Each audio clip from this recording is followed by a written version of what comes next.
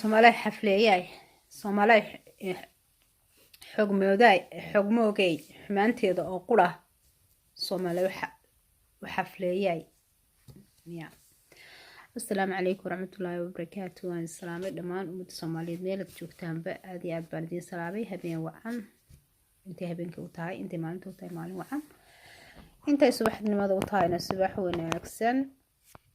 inta Soomaalinimada iyo wadanimada jecelna wadanimadiina iyo Soomaalinimadiina ayaan ku salaamay si aad iyo aad ah maasha Allah tabaarakallah aad iyo aad baan idin salaamay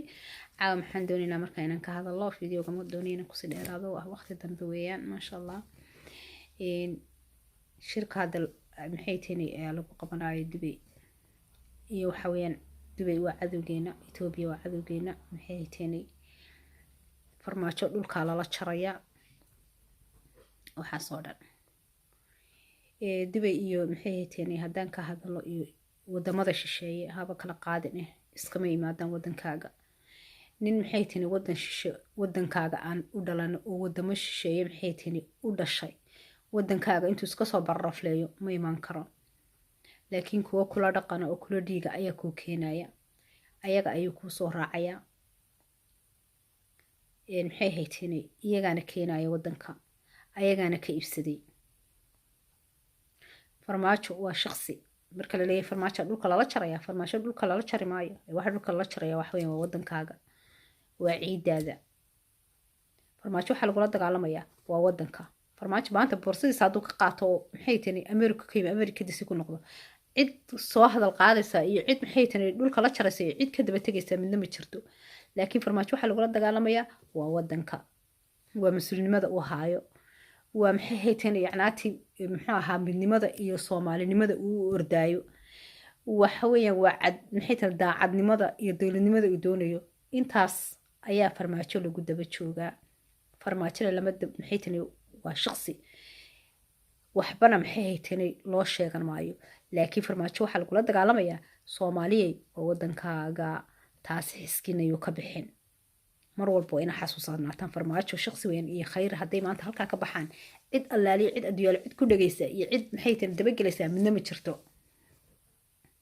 wax loo digay damleeyahay waa wadankaaga waa dhulkaaga waa badaada waa wadankaaga waa maxay macdantaada waa dahabkaaga waa dadkaaga ayaa loo daleeyahay waxa wadamada shiraya loogu shiraya waa wadankaaga haddaba markaad ku raaxaysanaysid oo la siyaasiyiin baa dhulka la jaraya maxay tahay farmaajo siyaasiyiin baa dhulka la jaray khayre maxay tahay farmaajo waa la fashiliyay khayre waa la fashiliyay kan oo adiga wariye waxa aad soo warinaysid oo shacabka dhigaha kaga wasakhaynaysid ka wariyaha mid iyo dhif mooyaane kow iyo laba hadii la yiraahdo mooyaane intooda kale waa daalimiinta u shaqeeyaan iyagana waxaan leenahay xaq ilaahay tuso wariyaashu way ka xishoon jireen waxyaabaha qaar sababtu tahay wariyo xaq wuxuu leeyahay inuu wixii run ah uu sheego laakiin xaq uma laha inuu been shacabka u soo gudbiyo sideedii ah oo aad adiguba aragtid adduunka maanta caalamka maxay tahay waa la ilbaxay qof kastaaba hooyo kasta maxay tahay iyo qof kasta caruurta ayaa maanta wax walba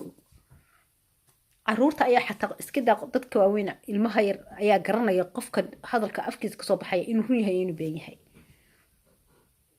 wariyaasha inta wadaniyiinta waa la yaqaanaa inta munaafiqiintana waa la yaqaanaa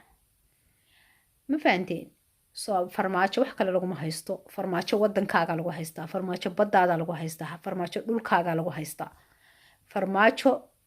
cid isaga rabta oo doonaysa ma jirto nimanka siyaasiyiinta waad qabiilka ku taageerisid ee qaaqle habeen iyo maalin ilaahay waxaan ka baryaynaa in ilaahay iimaanka u toosiyay waxa la madax meel ka sarreyso la taabto ma laha ee qaarkood ay Soomaaliya maxay tahay madax ka soo noqdeen oo aabayaashii maxay tahay ummadda Soomaaliyeed ay soo noqdeen ee halkii maanta iyagu maxay tahay ay ummadda isu keeni lahaayeen ee ummadda dhexdhexaadin lahaayeen ee ummadda maxay tahay midnimada iyo qarannimada tusi lahaayeen iyagii waxaan ku yiri waxaan samaynayaan oo marba dal ka degayaan oo mar imaaraadka ka degayaan oo shir ku qabsanayaan oo mar ka degayaan maxay tahay Ethiopia oo shir ku qabsanayaan oo mar ka degayaan Kenya oo shir ku qabsanayaan oo mar miidiyayaasha is soo taagayaan oo dhaaranayaan oo maxay tahay leeyihiin waxbaanu burburinayna waxbaanu dilaynaa kuwa ayaa tala idinka baahan inaad meel uga soo wada istaagtaan meel uga soo wada jeesataan oo iska qabataan oo aad maxay tahay wadankiina aad badbaadsataan kaas ayaa idinka baahan taas ayaa tala idinka baahan laakiin iska hadal iyo qof baa dhulka la jaraya iyo qof baa maxay tahay la fashiliyo iyo waxaas hadal idiin noqon maayo farmaajo waxa lagula dagaalamayaa waa wadankaaga farmaajo waxa lagula dagaalamayaa Soomaaliya horta waa inaad caqli yeelataa farmaajo maxaa lagu haystaa farmaajo waxa lagu haystaa wadanka lagu haystaa waxa lagu haystaa ee maxay tahay lagula dagaalamayaa waa wadankaaga taas horta waa inaad fahantaan mar walba mar kasta taa waa inaad fahantiin waa inaad fahantiin taan mar walba waa inay maskaxdiina ka bixinin ma fahmaysiin amba weligeena inay qabyaalad iyo quranka sheekeeya adigu wadankaaga adigaaga shacabka hadad wadankaaga badbaadsan weyday cid ku badbaadinaysa malaha maxay tahay ra'iisul wasaare waa shakhsi madaxweynuhuna waa shakhsi waxma badbaadin karaan haddaba adigu garab siinin hadday garab waayaan maxay ku duulayaan shimbir baalal aan haysanimay duuli kartaa ma duuli karto marka maxay tahay muxuu ahaa madaxdu baalashay ku duuli lahaayeen waa shacabka ma fahmaysiin marka haddaa idinkii barba istaagi weydaan oo baalaha ka riftaan yaa meel ma gaadhayaan taas habeenkii xalay tegay weeyaan dabeetana dibay maxay tahay imaaraadka idiin imaanaya oo idin biri la qaysanaya Ethiopia idiin imaanaysa oo idin biri la qaysanaysa maxay tahay Kenya idiin imaanaysa oo idin biri la qaysanaysa oo doonaysa hadda inay idin biri la qaysatoba ma fahanteen oo si maxay tahay dadban iyo si maxay tahay aan dadbanin labadaba maxay tahay idiyaasa ugu dagaalamaysa marka wadankiina badbaadsada hada laxba idin ma taraye wadankiina badbaadsada adduumada aad arkaysaan shacbi ku dhisan yihiin yad qaxootiyaasha ku tihiin barafkii dhaxanta idinku laayeen kuwan iimaan kale ee marba meel qaylinaya ee maxay hayteenay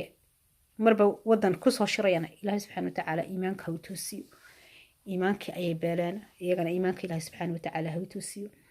marka mid aan idin sheegaya Soomaaliya mid aan idin sheegaya